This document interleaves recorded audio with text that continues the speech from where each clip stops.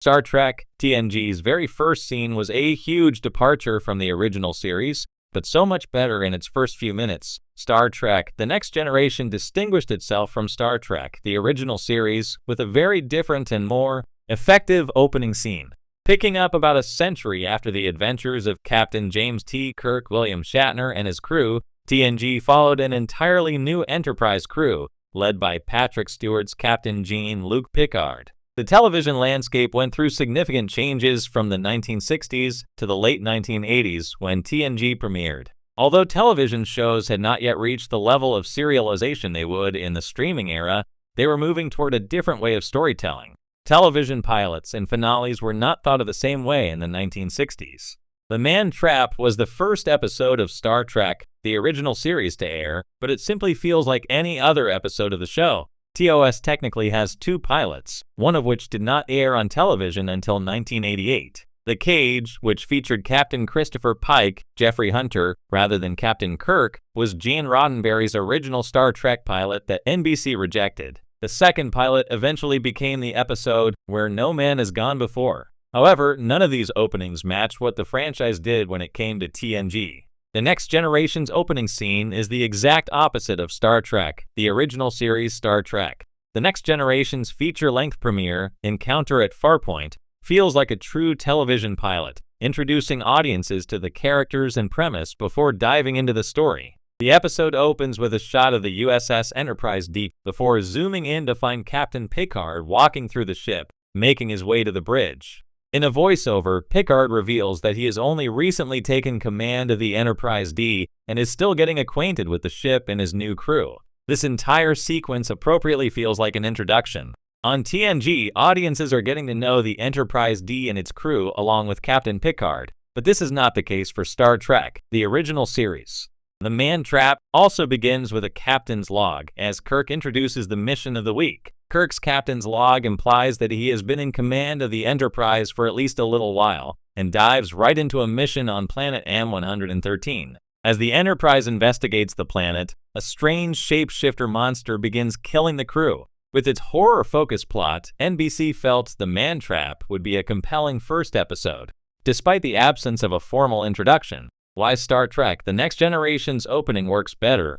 Although Star Trek The Next Generation Season 1 is generally considered the weakest of the series, the premiere does a solid job of establishing what the show will be. It effectively introduces the characters, offering glimpses into their personalities and backstories.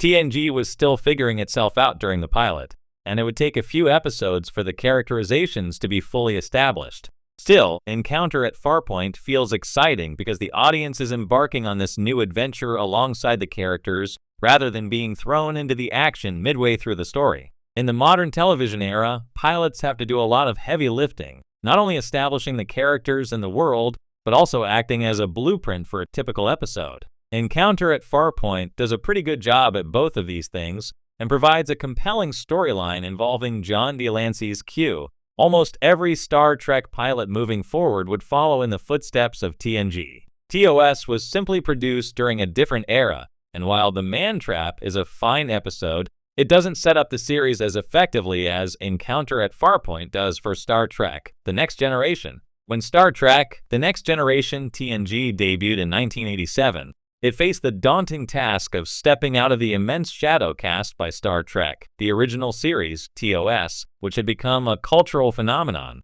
Fans of the original series had spent decades immersed in the adventures of Captain Kirk, Spock, and the rest of the USS Enterprise crew, and any new Star Trek show would have to live up to the legacy they'd established. While some might have expected TNG to follow closely in the footsteps of its predecessor, its very first scene made it clear that this was a new era of Star Trek I that was bold, distinct, and ultimately more fitting for its time. The opening of The Next Generation is striking in how much it departs from the tone and style of the original series. Rather than a high-energy introduction that thrusts the viewer straight into the action, TNG begins with a quiet, contemplative moment. We are introduced to Captain Jean-Luc Picard, portrayed by Patrick Stewart, standing on the bridge of the new USS Enterprise D, gazing thoughtfully at the stars.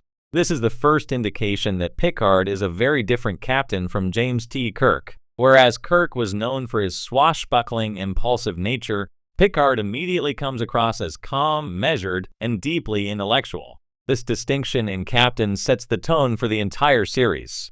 Kirk's adventures in TOS were often defined by his personal charisma, his flair for the dramatic, and his tendency to act first and think later. Picard, in contrast, represents a more mature form of leadership. He values diplomacy, reason, and the rule of law, all of which are core principles of the Federation. Right from the start, the viewer is invited into a world where exploration isn't just about charting new planets, but about understanding the complexities of diplomacy, ethics, and human nature. TNG's first scene also introduces another key element that makes it so different from the original series: the character of Q, a godlike being played by John Dielanke. Q's sudden appearance on the bridge disrupts the serene atmosphere as he challenges Picard and humanity to prove their worth. This isn't the kind of adversary that Kirk would have faced. In TOS, many of the conflicts revolved around external threats, be they Klingons, Romulans, or alien monsters.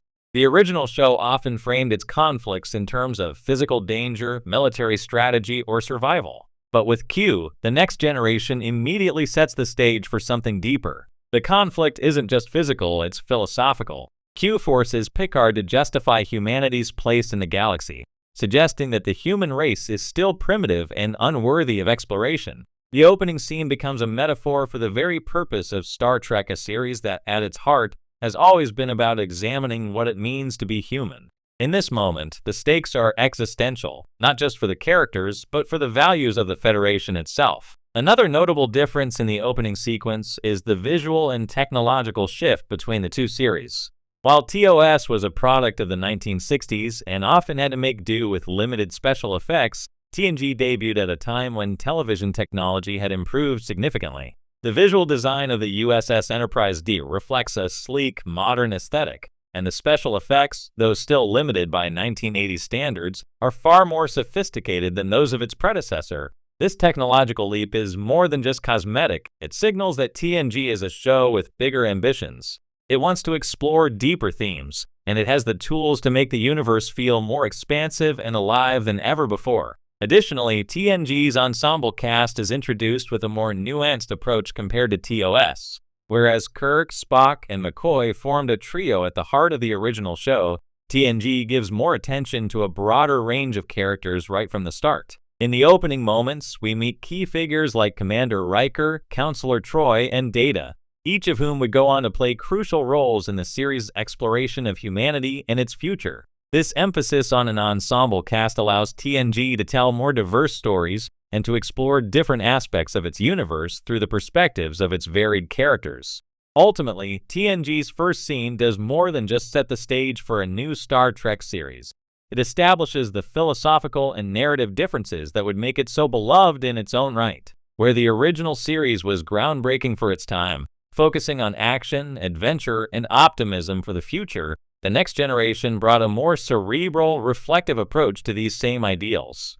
It wasn't content with just continuing the legacy of TOS, it sought to evolve it, pushing the boundaries of what Star Trek could be. By beginning with a moral and philosophical challenge, introducing a more introspective captain, and featuring more advanced visuals and a broader cast of characters, the next generation showed from the very first scene that it was not just a continuation of Star Trek, but a bold departure